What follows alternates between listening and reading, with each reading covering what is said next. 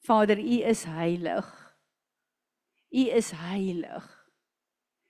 Dankie dat ons met vrymoedigheid deur die bloed van Jesus in U teenwoordigheid kan kom. Maar ons wil kom in eerbied, in bewondering, in totale afhanklikheid en ons liefde opnuut aan U kom verklaar. Dankie. Dankie vir wie U is. Dankie vir wie U ons kom maak het deur die bloed van U seun. Word verheerlik. Word verheerlik. Sit en neem 'n minuut alleen met die Here.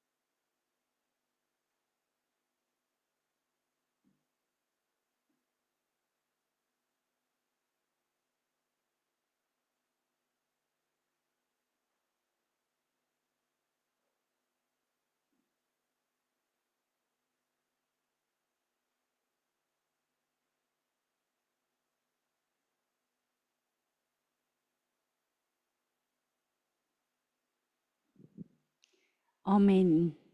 Enigeen wat 'n visioen het, kom vorentoe. Woord het. Kom Izet.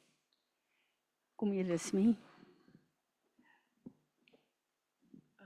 Ek het, terwyl ons geworship het ek duidelik die Heilige Gees gehoor sê, ons wil na die altaar toe kom, maar ons het soveel idols. En ek het dadelik gedink, Here, maar wat?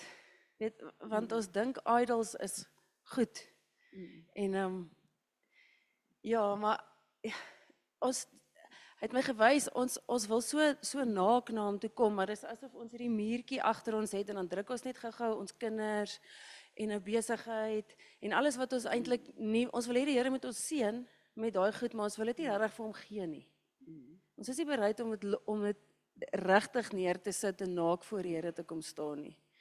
En ek voel regtig gedruk op my hart vandag, die Here, hy roep ons om ons idols nou te kom neerlê. Repent namens ons almal vir ons idols en die plekke wat ons onder ons beheer wil hou en nie onder sy beheer wil gee nie. Bid en vra vergifnis en ons sê saam met haar vanoggend, Here, ons kom lê ons alles op die altaar. Ja, okay. Vader, dankie Here dat U so getroue God is, Here. Dankie dat die Heilige Gees so besig is en dat U ons so vry en naak wil maak, Here, dat ons regtig 'n lewe van vryheid en totale oorgawe en vertroue saam met U kan leef. Here, ons wil vanoggend kom jammer sê, Here, en ons swakheid en eintlik ons rebellie en ons beheervraatheid kom oorgee vir U vandag, Here, en ons wil kom sê ons is jammer daarvoor, Vader. En ja, Here, ons erken ons menslikheid en ons erken ons vlees en ons verstand en ons maaharte. En my Here, ons kies vandag om U meer te vertrou en om totaal en al hierdie sakkies en al hierdie bekommernisse, Here, en al hierdie goed wat ons sekuriteit gee en ons laat veilig voel, vandag voor U voete te kom neersit en terug te staan, Here, en kom slat daai muur plat waar ons daai goed wegsteek. En dankie, Vader, dat ja, Here, ook daar waar ons in 'n rebelsheid leef, omdat ons nie U liefde werklik ken nie. En ons so nog steeds onsself wil probeer beskerm en wegsteek, Here, waar ons onsself 'n idol maak en U nie toelaat om net totaal en al vir ons lief te wees nie. Ons bely dit vandag, Here, en ons kom vra, kom was ons en maak ons nuut, Here, en maak ons gedagtes oor U en oor hoe almagtig U is nuut vandag in Jesus naam. Amen. Amen. Vader, daarmee saam wil ons kom en ons wil weer ons self-righteousness voor U bring. Die plekke waar ons onsself, ons eie geregtigheid na vore bring en onsself wil verskoon, waar ons nie volkome u woord gehoorsaam om u geregtigheid, die enigste geregtigheid in ons lewe te maak nie. Vergewe ons, maar kom wys vir ons daai plekke, Here, wat ons so onbewustelik in ons eie geregtigheid wil verstrik raak en agterkom skuil. Is dit? Alles sluit nou vir my so mooi aan. Dit wat sy nou gesê het, die liedere wat ons gesing het, en ek weet nie of julle die 2 getuienisse geluister het van daai, dit het op ons groepe gekom. Die een man was, hy was dood, dis 'n na-doodse ervaring, en die slotsom was, God is heilig. Hy het hom gesien, en al wat hy kan sê, en wat hulle bespreek het, is die heiligheid van God, en die soewereinheid van God. Die ander ou wat daai platkoel op sy seentjie se hemp gekry het, hy het weer gesê, jy moet alles oorgee. En en dit is soos wat sy nou gebid het en wat sy nou ervaar het. En dan het ek, Fransie, gisteraand dit gekry. Ek het toe François begrawe is, het ek het 'n paar mense gevra, gee vir my jou beskrywing van die Here se genade. En hy het nou, in hierdie lied wat ons gesing het, sy genade het ons gevind, net soos wat ons is. Maar ek wil nou vir julle lees, hierdie definisie van die genade wat ek uit die Torah gekry het. Dis die genade wat die Here oor Noag gekry het, om hom te spaar bo al die ander mense. Ek hoop ek kan my eie skrif nou lees. Die genade van God, Ganan is die Hebreëse woord. To go beyond covenant, commitment, or obligation, and extend or incline oneself towards someone, to reach out to someone, to meet someone more than halfway, out of goodwill. Dis die genade van God wat ons gevind het. En Fransie, as jy my nou 'n kansie gee, hierdie stukkie wat ek vanoggend geluister het, vat alles nou so mooi saam. Julle weet, ons hoor so baie lelike goed. En die universiteite in Amerika is in opstand en dis rebellies en sulke goed. Maar vanoggend het al die mooi goed gekom. En hierdie ou staan by, kom ons sê maar 'n gradeplegtigheid. Wat dit 'n stadion vol mense is. Bietjie hoor, bietjie wat sê hy. Kom net kry. Daar's hy. Kan ek maar speel, Frans? Goed.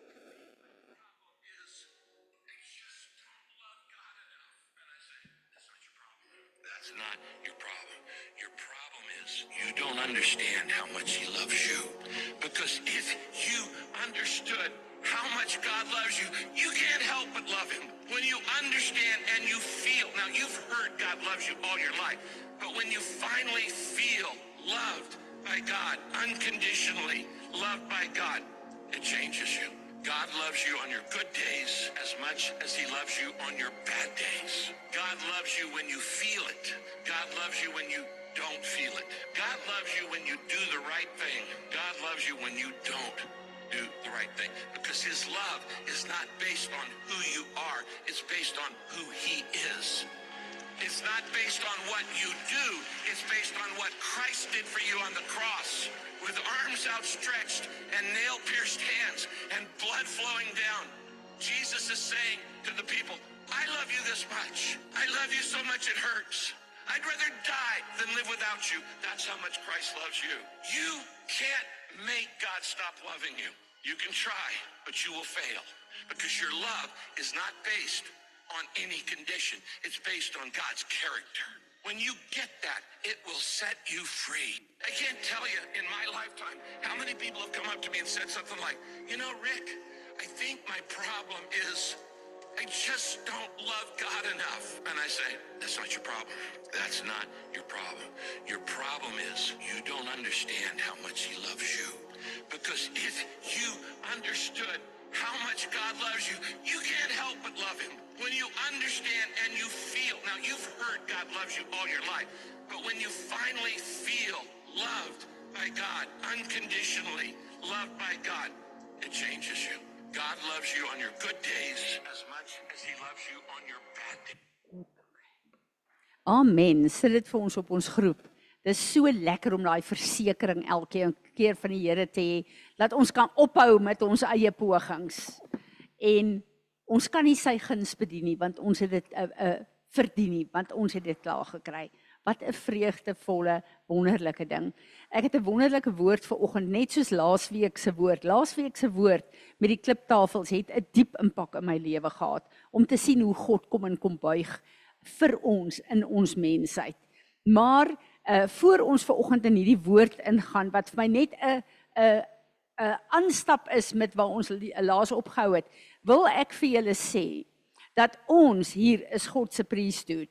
Ons is die intercessors wat God nodig het. Op hierdie stadium in Suid-Afrika, die nasies van die wêreld se fokus is op Suid-Afrika. Het julle dit gesien? Het julle gesien oor die nuus? Nie om Suid-Afrika op 'n goeie plek te bring nie, maar eintlik lyk Suid-Afrika stupid in die oë van die hele wêreld op hierdie stadium met die goed wat hier gebeur. Maar dit daar gelaat. Julle het gister se potpien geluister. As ons stil bly hieroor, dan stem ons saam met die vyand. God het ons stem nodig. Dis hoekom ek vanoggend 'n voice print van ons almal in die gees wou gehad het. Ek en jy kan nie as Suid-Afrikaners wat God na hierdie kontinent toe gestuur het, uitsluitlik vir die koninkryk van God om dit uit te brei. Ons het vir ons geloof uit Europa uitgegaan. Ons het hier gekom en ek wil nie in die goed ingaan nie en ons eie koninkryk kom vestig en in onsself ingedraai. Al die nasies, al die tribes, al die tongues in Suid-Afrika vorm Suid-Afrika. Die Afrikaner het 'n redemptive purpose om die koninkryk van God te bou in hierdie nasie. God het nodig dat ek en jy opstaan en hoor wat is op Vader se hart wat gebid moet word in hierdie tyd. Ek sit by die Here en die Here sê vir my, Fransie, bid en vra vergifnis, veral namens die Suid-Afrikaners, dat hulle besig is om hulle eie kultuur, hulle eie opinies, hulle eie persepsies, hulle eie verstaan van wat aangaan, te bid in plaas van my wil. En die sterkste krag wat die vyand op hierdie stadium kry, is vanuit die kerk van Jesus Christus, wat hulle eie goed op die tafel wil sit. God is besig om 'n geweldige werk in Suid-Afrika te doen op hierdie stadium, wie dit agtergekom. Hy wil my en jou hê as deel daarvan om te bid. Dis nie nou 'n tyd om net te bid vir my en my gesin en my kinders en my besigheid, en natuurlik bid ons daarvoor. Maar ons is 'n huis van gebed vir die nasies en God het in Suid-Afrika ons nodig. En ek wil vir julle sê, pas op saam met wie julle bid. Kyk na wat gebid word en hoor, is dit God se plan dat ek dit moet bid? Of gaan dit hier oor die bas van die Afrikaner, al daai goed is God in elk geval besig om sy begeertes vir die Afrikaner op sy manier in te bring hier. Omdat die Afrikaner net soos al die ander nasies 'n redemptive purpose het in hierdie land. En ek het verlede keer vir julle gesê met die Xhosa, die Sotho, al die profete wat die Heilige Gees homself aan openbaar het, die Zulus, wat 'n geskiedenis daarvan in elkeen van die tribes het, voordat ons met die evangelie sendelinge gekom het. God het 'n redemptive purpose vir elke nasie in hierdie land, en ons moet ons plek inneem, sodat ons op die see van glas voor sy troon, elkeen in ons eie kultuur, ons eie stem, ons eie God kan aanbid vir wie hy ons kom maak het. Maar as ek en jy kom met verkeerde agendas vanuit ons kultuur, vanuit groepe wat verkeerde goed bespreek, dan is ons in die moeilikheid, want dan is ons besig om teen God te werk op hierdie stadium. God het gesê, Suid-Afrika, you will be a sheep nation. Dis God se redemptive purpose. Maar gaan Suid-Afrika naak voor God staan, wanneer dit nodig is, of gaan ek en jy kom, en as Suid-Afrikaners, as Afrikaners, as Sotho, van die ander tribes wat deel is van ons groepe, gaan ons kan staan en sê, ons stem saam met die intersessie wat Jesus Christus, ons hoëpriester, op hierdie oomblik vir Suid-Afrika bring. Of gaan ons eie goed bid en saam met groepe bid wat nie met God se profetiese insig kyk na waar ons is en wat ons doen nie. Kom ons staan. Vader, ons wil vandag kom en ons wil as u kinders onsself kom humble voor u. Ons vra vergifnis vir elke gebed en woord wat gespreek en gebid word vanuit die Afrikaners, vanuit die Sotos, vanuit die ander tribes, waar ons kom met rasisme, waar ons kom met ons eie agendas, waar ons kom met vrees en goed oprig wat nie van u af is nie. Vergewe ons asseblief vandag, Here. Ek bid dat u asseblief al daai conversations in die gees stil maak, dat u al daai woorde en daai gebede sal kanselleer. En ons kies vandag as u huis van gebed om u gebede te bid. En daarom kom ons en ons kom in agreement met die intersessie van die hemel. Ons wil kom, Vader, en ons wil vra dat wanneer ons u nie vir ons 'n woord gee om te bid nie, ons in tale gebed sal oorgaan, maar wat sal sê, ons bid en ons stem saam met die gebede van die hemel. En soos dit in die hemel is, so sal dit op aarde wees. En ons wil vra vir u genade, Here, beskerm Suid-Afrika. Beskerm Suid-Afrika. Ons wil elke strategie, elke assignment uit die kamp van die vyand uit, om Suid-Afrika skade aan te doen. Neem ons gesag vandag en ons kanselleer dit in die naam van Jesus. En ons sê as 'n gebedshuis, ons roep na vore wat geskryf is in die bloed van Jesus Christus vir Suid-Afrika. Here Jesus, u het op Golgotha die plan vir Suid-Afrika, die bloudruk teruggekoop, en ons stem vanoggend daarmee saam in die krag en die autoriteit van u naam. En ons sê almal saam, amen. Amen. Amen. Enigeen wat iets het oor hierdie wat ek nou gesê het. Amen. Laat ons bidend voor die Here bly, maar laat ons ook weet, God het nodig vir ons elkeen om tyd uit te koop om nou te bid vir hierdie land. En vir God se plan vir Suid-Afrika in die nasies. En ek wil vir julle sê, as die Here nie vir my goed gee nie, dan lig ek Suid-Afrika op met al die goed wat nie gang is en ek bid in tale. Dit voel vir my na 'n veilige plek op hierdie stadium. My hare rys as ek hoor wat party mense bid. Fransie, ek wil net sê, ek luister na mense met goeie bedoelings, maar dan hoor ek die rebellie. Ons Suid-Afrikaners het genoeg gehad. Ons staan nou op en hier kom die leeu en jy weet, nou is dit klaar, daai tipe van goed. Daar kom hierdie verdeeldheid wat van die vroegste tye by die Afrikaner is, kom weer uit.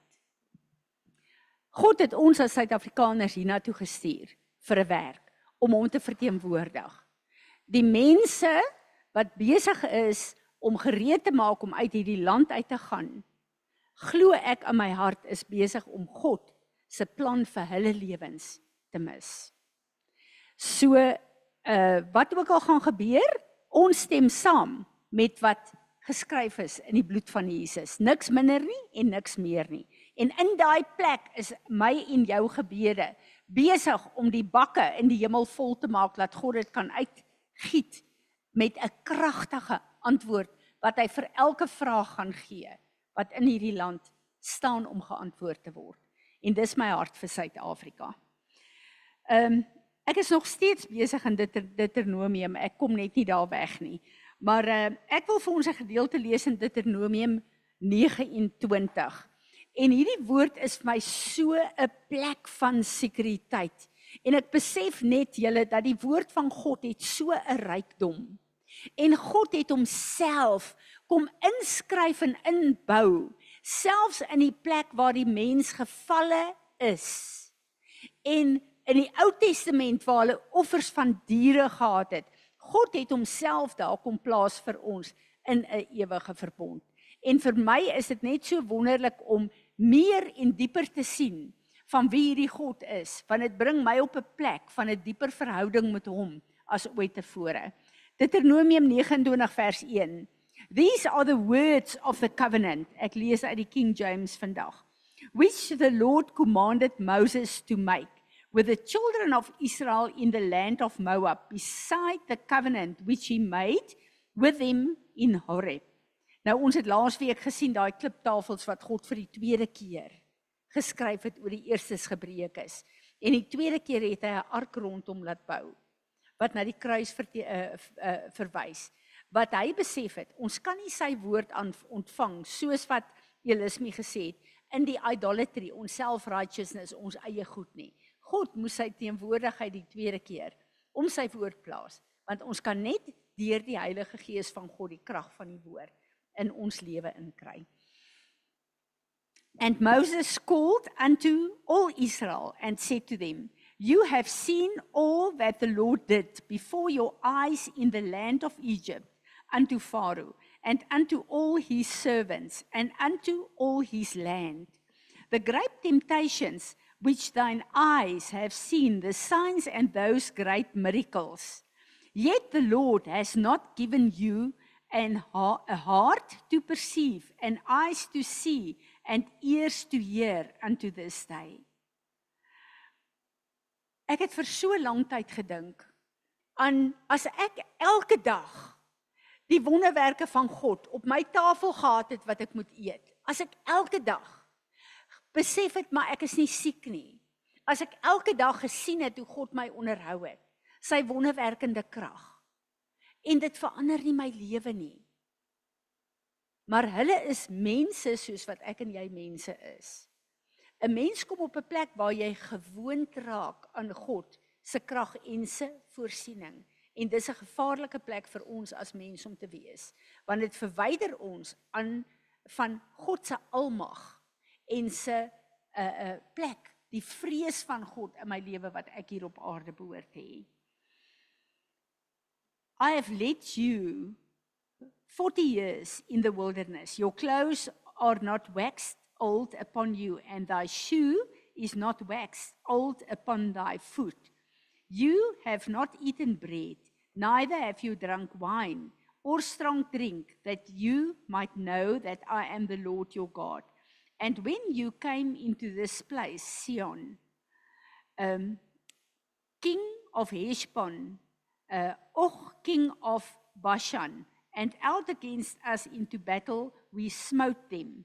And we took their land and gave it for inheritance to the Reubenites and to the Gadites and half the tribe of Manasseh. Keep therefore the words of this covenant and do them, that you may prosper in all you do. You stand this day, all of you, before the Lord your God, your captains of the tribe, your elders, your officers, and with all men of Israel, you little ones, your wives, thy stranger that is in thine camp, from the hewer of thy wood and the drawer of thy water, that thou should enter into the covenant with the Lord thy God, and into his oath, which the Lord thy God maketh this day, that he may establish you today for a people unto himself, and that he may be your God, as he has said unto thee, and has sworn unto thy forefathers, Abram, to Isaac, and to Jacob. Neither with you only do I make this covenant, this oath, but with him that standeth here with us this day before the Lord your God, and also with him that is not here with us in this day. Die Here praat met my oor so 'n belangrike ding. Die woord enter. Die Here kom en sê hy het 'n covenant gemaak met hulle. En ek en jy het 'n covenant gemaak deur die bloed van Jesus. Maar al is die covenant van God daar, ons dink altyd God is die een, toe Abraham geslaap het, hy moes slaap, dat God alleen die covenant kon doen, want God moes by homself sweer, omdat ons as mense net eenvoudig te gevalle is. En God het dit gedoen. Maar die covenant wat God gemaak het, vereis van my en jou 'n belangrike ding. Hy sê, this is the covenant. Dis daar. God het alles vir ons kom gee. But now you enter. Daar's 'n plek wat ek en jy moet verantwoordelikheid neem. Ons het alles van die Here gekry. Maar die onus is op ons to enter. Ons kan nie passief terugsit en dink, Jesus het alles vir ons gedoen nie. Ons kan niks daar byvoeg nie, maar ek en jy moet in daai goed enter. En dis 'n werkwoord, dit is 'n plek wat ek en jy moet doen om God se covenant in ons lewe in werking te bring. Maar hierdie covenant het 'n baie belangrike betekenis, dis abar in die Hebreëus.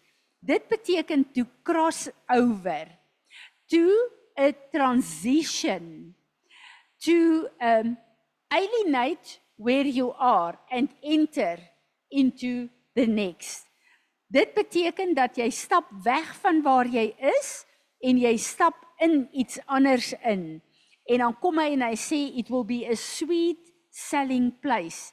It will be a translate, a turn away from man, but a turning to God. Is dit nie wonderlik nie? Ek en jy moet enter. En dan moet ons toelaat dat die Heilige Gees van God ons wys. Al daai plekke wat sy van gepraat het van idolatry, waarin ons nog is. En Sondag het die Here so met ons gepraat oor die idolatry van self-righteousness. En vir al daai plekke, waar ons sekere prinsipe in die woord gehoorsaam, maar daar sekere goeders wat ek op my eie wil doen, en my eie geregtigheid wil inbring. En terwyl ek besig was met daai woord, was ek die hele tyd in repentance, want ek het net gesien hoe ek self-righteous is in baie plekke in my lewe. En ek het die Here vertrou dat hy sal deel met die idolatry van self-righteousness in ons lewe. En dat die enigste geregtigheid wat ek en jy mee sal lewe, die geregtigheid is van Jesus Christus. Ek en jy het daai kleed van geregtigheid gekry om ons naaktheid as gefalle mense te bedek. En dis al hoe ons kan lewe met dit. Maar dan 'n woord daaruit is kwam, wat beteken establish. Dit beteken nie net ek en jy enter in 'n plek in nie, maar dit beteken dat ek en jy staan op en ons staan vas en ons laat toe dat ons gevestig word in die nuwe plek. Hoeveel plekke in ons lewe is daar wat die Here goed vir ons in deurbreek en goed vir ons doen? En dan voel ek het oorwinning oor hierdie goed wat ek verkeerd gedoen het. As ek en jy nie bly by God in sy verbond nie, dan gaan ons weer terug. En dan begin jy weer goed te doen en te dink, wat jy eintlik al mee gedeel het. En dit is hierdie plek waar die Here sê, sy verbond is daar. Dit kan nie verander nie. Maar ek en jy moet enter in dit in. En op daai plek van enter beteken dit daar sekere goeders wat ek en jy moet doen. Ek het verder gelees en die Here het gesê, I will make you my people. En hierdie woord is vir my so 'n belangrike woord, want dit beteken letterlik dis am in die Hebreëus, maar dit wil sê julle is 'n unit, 'n congregation unit. En julle is 'n tribe. Julle is nie net 'n tribe nie, julle is ook my troops and my attendants on this earth. So julle is 'n nation of people wat ek vir myself gekoop het. En dan is die wortelwoord daar, 6004, is amam. En hierdie is vir my absoluut so 'n fenominale revelation. The root word is by implication overshadowing. Ek en jy is nie net as sy mense geroep nie, maar die Here het ons geroep om onder sy skaduwee te lewe. En hierdie woord skaduwee, ek wil vir julle 'n paar begrippe hier lees. The Lord's presence is like a shadow of a great rock in a weary land, according to Isaiah 32 verse 2. The same prophet quoted God as saying that I have covered thee in the shadow of my hand, even as he formed you. As ons kyk na hierdie woord van shadow, en ek het sommer 'n klomp skrifte vir ons hier gaan lees. In the realm of spirituality, the interplay between light and darkness is profound and essential aspect of personal growth and transformation. Light represents awareness, enlightenment, and a higher consciousness, while the shadow self embodies the hidden and the unresolved aspects of our being. Shadows are important historically, for they provide early evidence that light travels in straight lines. Humans constantly but unconsciously use shadows to judge the shape of objects in their environment. Besef julle, daar kan geen skaduwee wees as daar nie lig is nie. Is dit nie amazing nie? So wat sê die Here? Ek verstaan so hierdie skrifte wat hy praat, you are under the shadow of my wings. Daar's soveel skrifte in die woord wat praat van sy skaduwee, dis ons plek van refuge. Ek en jy, as wedergebore kinders van God, het die lig van Jesus wat in en deur ons skyn. En ons skaduwee is 'n refleksie van wie ons is. Ons vorm, ons grootte, wie ons is, word gereflekteer deur die skaduwee. Maar die skaduwee van God, wat die skaduwee is van die lig van God, waarin ons lewe. Daai skaduwee, as ons kyk na al die skrifte, you will be under the shadow of my wings. Dat ek 'n paar van hierdie skrifte vir ons lees. Hebreërs 10 vers 11, vers 1 praat van, ek wil hê ons moet kyk, daar's verskillende skaduwees. For the law was but a shadow of the good things to come, instead of the true form of these realities. Die Ou Testamentse wet is in vergelyking met Jesus se lig en teenwoordigheid, en die wet wat op ons harte geskryf is vandag as sy kinders, lyk dit soos 'n skaduwee daarvan. Maar daai skaduwee was 'n afbeelding van wie God is. Psalm 23 vers 4, even though I walk any evil, for you are with me, your rod and your staff, they comfort me. Ons moet een ding hier besef, kom ek lees net Psalm 91 vers 1. He who dwells in the shelter of the Most High will abide in the shadow of the Almighty. Ons kyk na hierdie skaduwee van God, wat so kragtig in ons lewe is. En in sy skaduwee het ons beskerming, ons het voorsiening, ons het sy teenwoordigheid. In sy skaduwee, wat 'n refleksie is op aarde van wie hy is. En wanneer ons kyk hoe dit in ons lewe werk en die krag daarvan. Onthou julle vir Petrus? He lived in the shadow of the Almighty. And the shadow of the Almighty on earth is because of the light of God. En daarom het Petrus se skaduwee, die krag van God se skaduwee gehad, om die autoriteit en die teenwoordigheid van God te manifesteer, en siekte moes die knie gebuig het, soos wat sy skaduwee op mense geval het. Ek en jy lewe in die skaduwee van die Allerhoogste. Maar ons kyk na Psalm 23 wat hier ingekom het. Daar's ander skaduwees ook. Hier het ons te doen met die skaduwee van die dood. Onthou, die duiwel is altyd 'n afbeelding van wie God is. En hy kom met 'n vals lig en skyn en gee plekke wat 'n skaduwee van dood is. En dan kom hierdie Psalm skrywer in sê, selfs as ek deur die skaduwees van die vyand, die plekke, die snares of the enemy deurstap, sal ek nie swik nie, want die lig van God bly op my. So die skaduwee en die planne van die vyand kan nie 'n houvas op my lewe kry nie, want God se lig en sy skaduwee is die plek. We will dwell in the shelter of the Most High, and He will overshadow us. En dan 'n belangrike ding van hierdie skaduwee. Ek is so opgewonde oor hierdie skaduwee, julle.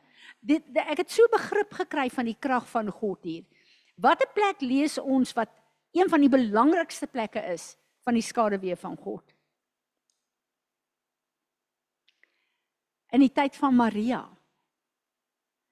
Die woord van, salwing is op my, die woord van God came as a shadow, it overshadowed Mary. En dit het vir haar bevrugting gegee om geboorte te gee aan Jesus. So God se skaduwee, waar ek en jy die voorreg het om te lewe, bevrug my en jou van wat ons aan geboorte moet gee, soos dit in die hemel is, so ook hier op aarde. Wat 'n kragtige plek om te verstaan dat die Here sê, I want you to enter in my covenant. Want as ons enter, as ons dit ons eie maak en nie 'n klise laat word van Jesus het vir my gesterf, dis 'n passiewe plek, ek is een keer wedergebore, ek hoef niks weer te doen nie. Maar as ek en jy enter met ons elke dag se lewe, met alles wat ons doen, alles wat ons sê, dan kom ons in die skaduwee van hom. Dan word ons nie net beskerm nie, ons word bevrug ook. Dan is alles wat ek en jy doen en sê en bid voor, vrugbaar. Maar ek en jy moet fisies in sy verbond intree en dit deel van ons lewe maak. Ek wil vir julle sê dat hierdie plek waar ons as 'n Nuwe Testamentiese kerk moet lewe, 'n eindtyd kerk moet lewe, is God besig om vir ons 'n revelation te gee, wat al hoe meer en meer fokus op wat hy klaar gevestig het. Hoe lyk sy verbond? Wat kan ek en jy doen om daai verbond 'n krag in ons lewe te maak? Een van die dinge wat ek die Here voorvertrou, dat hierdie gemeente 'n plek sal wees, waar die krag van ons God gesien sal word, in en deur die mense se lewens. Daar's 'n hele jong generasie wat na ons kyk. Hulle is moeg om Sondag vir Sondag net te sit en goeie woord en preke te ontvang. As ons nie toegerus kan word, dat ek en jy moet weet wat ons moet doen, om tot God te nader, dat sy krag in en deur ons lewens kan kom werk nie, is ons besig om weer 'n godsdienstige generasie voor te berei. Mag die Here ons help hiermee. Mag hierdie kerk wat opstaan 'n kerk wees waar sy krag gesien gaan word.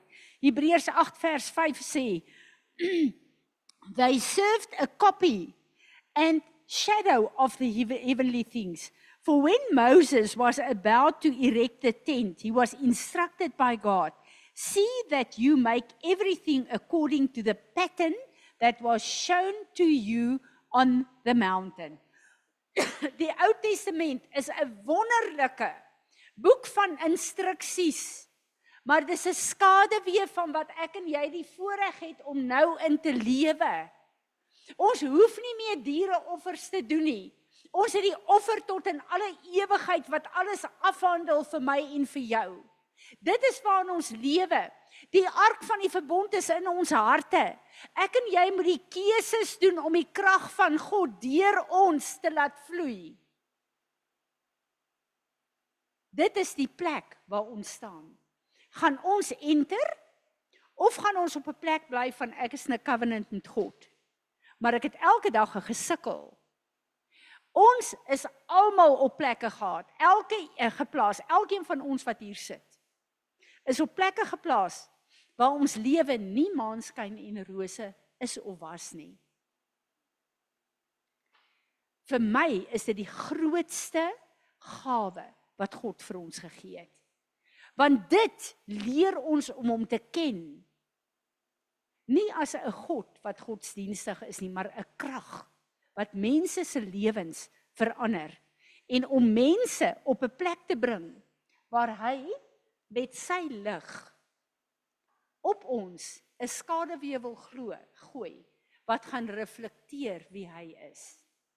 En dat ons dan op 'n plek sal wees, soos Petrus. En kom en sê, Here, vanuit U overshadowing, sal ek stap, en U skaduwee, en die krag wat U skaduwee in my lewe het, sal deur my skaduwee vloei, want ek is net 'n refleksie van wie U is. En dit is vir my 'n amazing plek waar die Here vir ons bring. Ons is in 'n verbond met hom, maar ek en jy het 'n keuse. Gaan ons toelaat dat hierdie verbond 'n passiewe plek bly, wat net woorde is wat ons verklaar, of gaan dit die krag van God begin brandend in ons lewe maak? Ons op 'n plek gaan bring waar God gesien gaan word, sy krag gesien gaan word in en deur my en jou lewe. My begeerte is dat hierdie woord wat die Here vir ons gee, vir ons instruksies gee, wat vir ons 'n werkwoord is. As die Here kom en sê, ek het 'n, hy sê ek het 'n covenant vir julle gegee. Hy sê in 29, that I have made a oath by. God het 'n verbond gesluit. Die verbond is Jesus, die bloed van Jesus, die offer wat hy vir ons gebring het. En dan kom hy nog en hy sê, by hierdie verbond kom sweer ek, dat ek getrou aan julle sal wees. Is dit nie fenomenaal om te besef, dat die vyand lieg vir my en vir jou, met al die omstandighede, al die goed wat met ons gebeur, wil hy ons fokus daarop kry, dat ons dink, as hierdie goed net deurbreek, as hierdie goed net, ons het 'n God, wat sy skaduwee op ons val, wat 'n refleksie gee van soos dit in die hemel is, hier op aarde, maar ek en jy het 'n keuse, gaan ons op daai plek staan, hom glo, en gaan ons bid en verklaar, dat hy die een is wat my hier geplaas het. Sy lig is besig om deur my te skyn, en die refleksie van sy lig gaan bepaal wat in my lewe gebeur. Nie die vyand, of omstandighede, of my familie, of my generasielyne nie. Ek staan op. Ek sê ek is in 'n verbond met God, maar ek kom enter, wat beteken dat elke dag in my lewe gaan die verbond van God 'n werklikheid word, 'n krag word wat gesien gaan word. Amen. Amen. Kom. Jy moet dit op die mic sê, ons neem op. Ja, dit is net vir my, ek hoop dit maak julle so opgewonde soos vir my. God het alles vir ons gegee. Ons is nie 'n plek waar ons hoef te wonder, of hoef te twyfel, of hoef te staan, of moet vrees te dink hoe iets gaan uitwerk nie. God het vir ons verbind met hom, en hy het gesweer en gesê, dat my verbond, as jy enter, is 'n realiteit in jou lewe.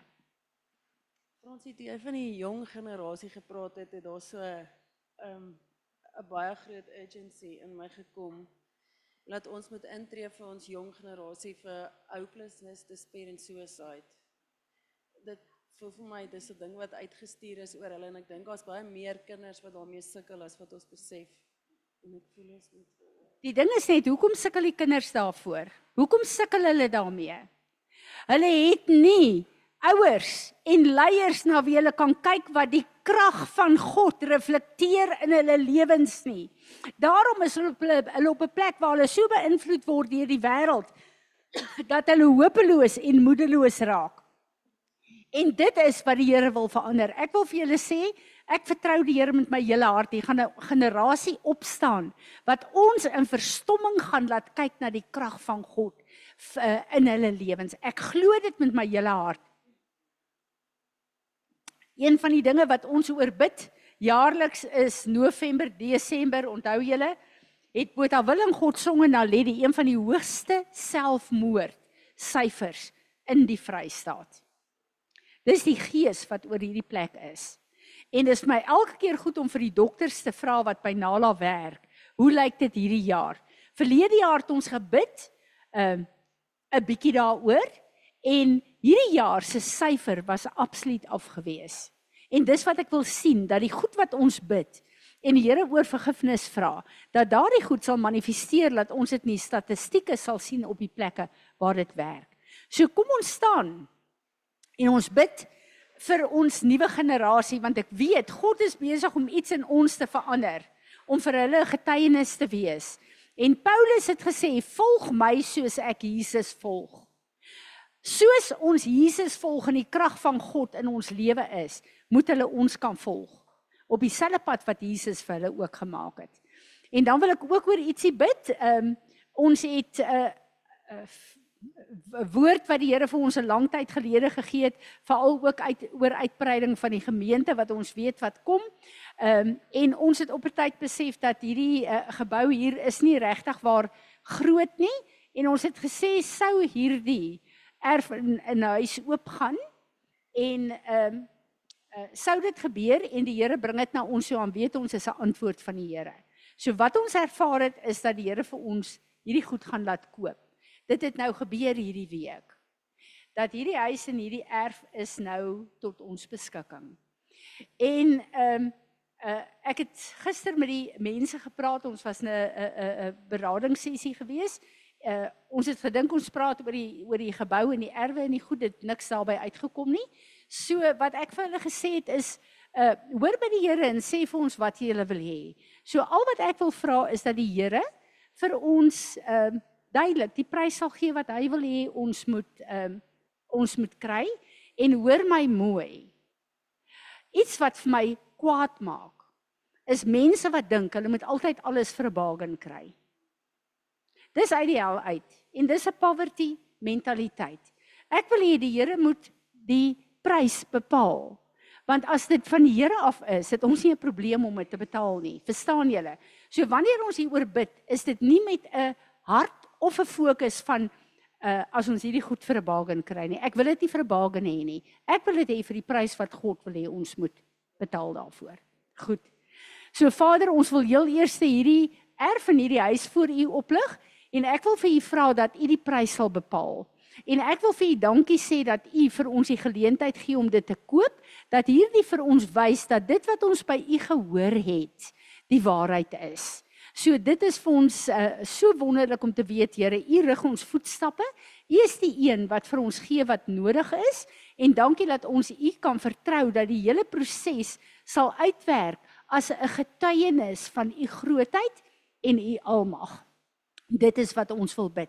En Vader, ons wil kom en ons wil die jeug, die nuwe generasie voor U kom oplig.